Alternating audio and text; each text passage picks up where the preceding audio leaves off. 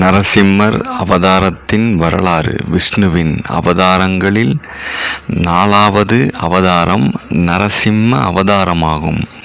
இந்த அவதாரத்தின் போது சிங்கத்தின் தலையுடனும் மனித உடலுடனும் விஷ்ணு பகவான் அவதாரம் எடுத்தார். மற்ற அவதாரங்கள் அனைத்தும் திட்டமிட்டு நடந்தவை. ஆனால் நரசிம்ம அவதாரம் அப்படி அல்ல. அது தன் பக்தனை காக்க ஒரே நொடியில் தோன்றிய அவதாரமாகும். இதன் காரணமாக மற்ற அவதாரங்களும் நரசிம்ம அவதாரத்துக்கும் மிகுந்த வித்தியாசம் உண்டு. நரசிம்மரிடம் சரண் அடைந்தால் பக்தர்கள் வைக்கும் வேண்டுதல்கள் அனைத்தும் உடனே நிறைவேறும் என்பது ஐதீகமாகும்.